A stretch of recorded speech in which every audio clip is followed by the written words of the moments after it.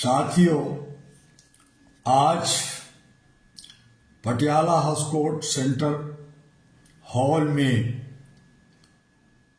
बहुत सारे अधिवक्ताओं, सीनियर अधिवक्ताओं, जजेस को बीच में एक विषय role of advocates in social reforms and strengthening brotherhood among legal fraternity पर बोलने का मौका मिला। मैंने वहां तमाम मंचासीन महानुभावों, न्यायविद, अधिवक्ताओं, समाजसेवियों और उपस्थित सभी जागरूक नागरिकों को प्रणाम किया, अभिनंदन किया और कहा कि आज का विषय केवल एक सेमिनार का शीर्षक नहीं, यह एक पुकार है। यह पुकार है न्याय की, यह पुकार है सुधार की और यह पुकार है भाईचारे की। अधिवक्ता, एडवोकेट शब्द मात्र एक पेशा नहीं, एक जिम्मेदारी है। आप केवल मुकदमे नहीं लड़ते, आप व्यवस्था की आत्मा को दिशा देते हैं।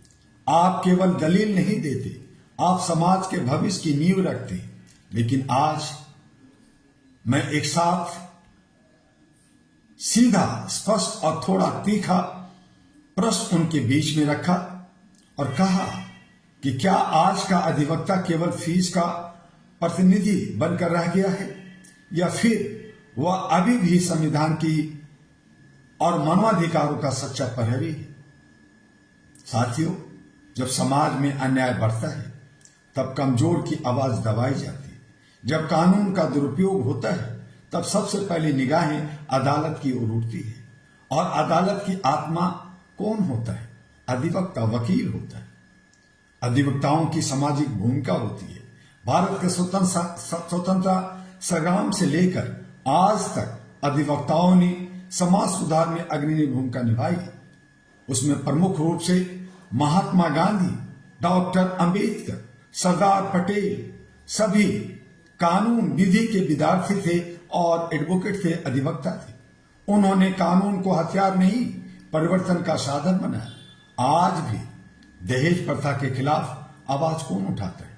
महिला उत्पीड़न का मामला कौन कोर्ट में उठाता है? मानवाधिकार हनन के मामले में पीड़ित के साथ कौन खड़ा होता है? ये सभी अधिवक्ता और वकील होते हैं। लेकिन सच्चाई यह भी है कि यदि अधिवक्ता स्वयं विभाजित होंगे, जाति, धर्म, राजनीति, अहंकार और प्रतिस्पर्धा में बढ़ जाएंगे, तो समाज को एकता का संदेश कौन देगा? लीगल फ्रेटर्निटी में भाईचारा क्यों जरूरी होता है?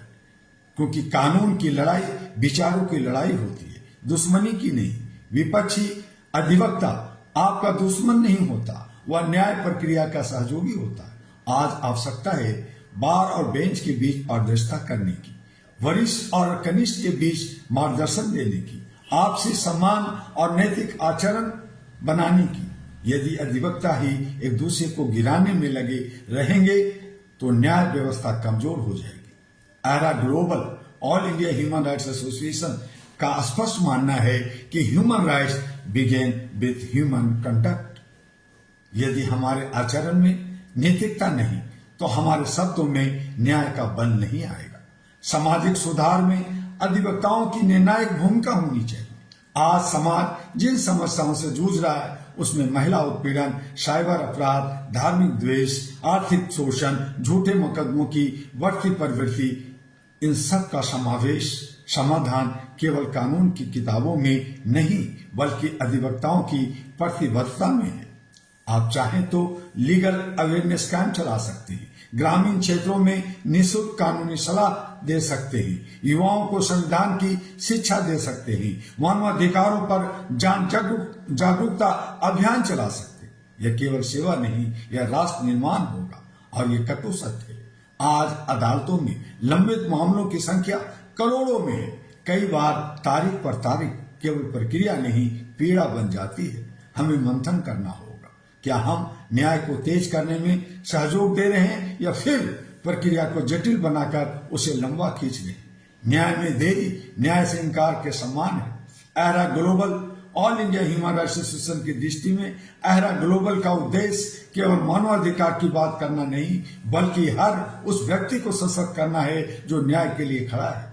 हम चाहते हैं अधिवक्ताओं का एक वैश्विक मंच हो, मानवाधिकार संरक्षण के लिए संयुक्त अभियान चले, लीगल फ्रेटर्निटी में नैतिक संहिता की पुनर्स्थापना हो, युवा अधिवक्ताओं के लिए प्रशिक्षण और नेतृत्व का विकास हो। हम मानते हैं जब अधिवक्ता मजबूत होगा तभी लोकतंत्र सुरक्षित हो। हमारा अंतिम संदेश, हमारा एक आह्वान है। आज मैं आप सभी अधिवक्ता बंधुओं से आग्रह नहीं बल्कि आह्वान करता हूं, अपनी कलम को केवल पेशे का साधन मत बनाइए, इसे समाज सुधार का शस्त्र बनाइए। अपनी दलीलों को केवल बहस तक सीमित मत रखिए, इन्हें अन्याय के विरुद्ध आवाज बनाइए।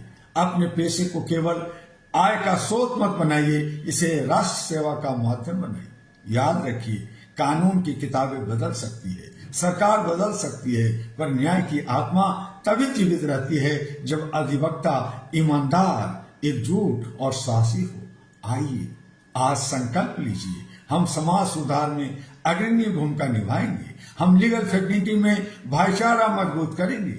हम मानवाधिकारों की रक्षा में किसी भी दबाव के आगे नहीं झुकेंगे और हम न्याय को केवल शब्द नहीं व्यवहार बनाएंगे। इसी विश्वास के साथ मैं डॉक्टर दुआ आप सभी को एहरा ग्लोबल के साथ मिलकर एक न्यायपूर्ण, संवेदनशील और एकजुट भारत के निर्माण के लिए आमंत्रित करती है। आइए EHRA All India Human Rights Association के साथ जुड़िए और भारत और विश्व में अपना नाम उज्जवल कीजिए और देश को विश्व कुटुंब में बदलते हुए विश्व गुरु और ये जो कानूनी प्रक्रिया है उसे मजबूत बनाइए, भारत का नाम ऊंचा कीजिए। इन विषयों के साथ फिर कभी मिलेंगे। आपका डॉक्टर दुआ। नमस्कार, पुनः नमस्कार, अभिनंदन।